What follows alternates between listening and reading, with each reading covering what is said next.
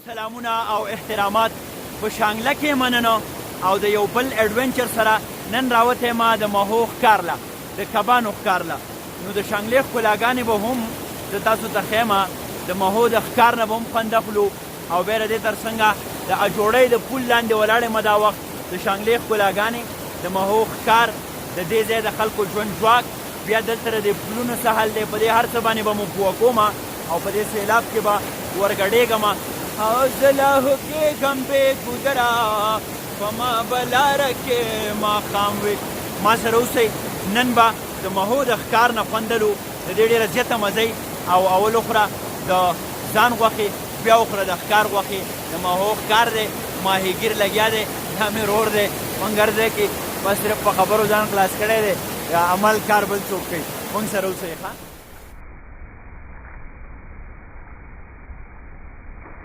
سینیم آشنا چنگک راوا چوا کب میں د زړه نیسا ماهیګیر مشا کب میں د زړه نیسا ماهیګیر مشا راشا راشا راشا راشا چې مرید دی شما پیر مشا او پیر مشا اغا خبره چې مچلیان نسو مچلیانو دیتا څوک مهی وی څوک ورته کب وی او یاد دې وي چې د دې جمع نه ښه دا فش دی فشو او بیا به د کلي په منځ نه زما و په شنو ټانټو مې سترګې لګي زړه مې چوینا ټانټو بمبل کړي دي قدرمنو دا بمبل د دې علامت دی چې وږي به ورو په دې ټانټو کې روځي او بیا به تراړه چوکه خیري تراړ اوس څه شی دی په دې به که خیري بیا خبره کوو اوس مونږه ماهیګیرۍ له راوتي وو A fisherman is the one who catch fish نو موږ به د ماهو نه خوندلو او اخره کې به ښیو چې اور مچھلی پکڑی گئی یا پکڑا گیا دې کې خو د میل فیمیل پته به چاته لګي هر چاته چې لګي خیر دی راځئ دا لارې هم ښکلي دي دا شینکۍ هم دی د دې نه به هم خوند اخلو های های های دا آسان کار نه دی دا په دې شاړو بوټو کې به ځان ستړی کړي نو مهی به خوري مخکې راځئ ستاسو څه خیال دی چې د میان خواړه دا کبان په طبخي باندې ترسخون پخول میان نسل څه آسان کار نه دی ځان به ستړی کوي ځان نو مهی به رانسئ دا چې ګورئ آهاها جالګری رور دې ته تروکې وایي تروکې قدرمنو کله چې به موږ په خوړ کې ډېر ستړي شو اوبه ګرځېدو دا تروکې به موږ روشو کوو او بیا به مو داسې په یو ګټه باندې کېښو او بله د خوړ ګټه به پسې راواغسته دا تروکې به موږ داسې وټاکو یاره په خدای باور وکئ مالګه به موږ ځان سره راوړې وه او بیا چې به د دې تروکې نه موږ شوړه وواله که نه ډېر ملګري مهی په بډه کو او ښه دروند مهی دی ښه دا یو طریقه ده چې کله ستا د کیڅۍ والا یا کیتلی والا لري نو بیا به ته مهی په بډه کې دا پکې هغه سلسله ده ښه که ورتاو نشي ارتاو نشي په خیرونه په خیرونه په خیرونه په ریکارډ باندې دا په خیر کوو ښه السلام علیکم څنګه یې جانانه ښه برابر ټیک ټاک خوشحاله ته دې مینوالو سره ول یو څو خبرې وکړه تر کم ځای راغلې څومره دې ځان ستړی کړو ستاسو ملګری یم اورې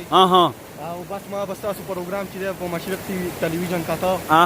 او فیلحال تاسو چې دی اوس نو په مشاعرو پسې ګرځئ پېښور کې او دې قام ته زما د طرفه لوی اختر ډېر ډېر مبارک وا ته په ما ولې دومره مینې لکه زه چې کله کلي ته راشم که نه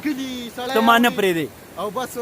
الله لکه محبت اچولی ستاسو سره په دې وجه ما په ما باندې لکه روک مینې ما نو که زه پټه مینه چې ورته وایي هغه ده که زه چېرته مړ شم نو بیا بس خو بیا د الله د طرفه ده اورې دوا به راته کې انشاءالله ولې نه زه خوشحاله شي صحیح وګړي به په دې باندې ښه پوهېږي دې ته موږ د شړنګۍ خوړ ویو جي دا د شړنګۍ خوړ دی دا د دغه غره نه راځي او داسې د بله اړخته که موږ راتاو شو په نیکه سره د ملشه دا موږ سره لوی خوړ دی دې ته لوی خوړ وایي او دا د سپین غر نه راځي نو چونکې زه او ماهیګیر چې دی جالګرن دی موږ به په دې لوی خوړ باندې ځکه ځو چې د لوی خوړ مهی خوږ هم دی او په لوی خوړ کې مهی شته دی هم نو موږ به دا لار اخلو که خیري ښه په پورته به نور ښایستونه هم وي دلته ضعیف پلونه دي د تګ راتګ دپاره دا استعمالیږي بره هغه جرنده ده او دا لوی خوړ دی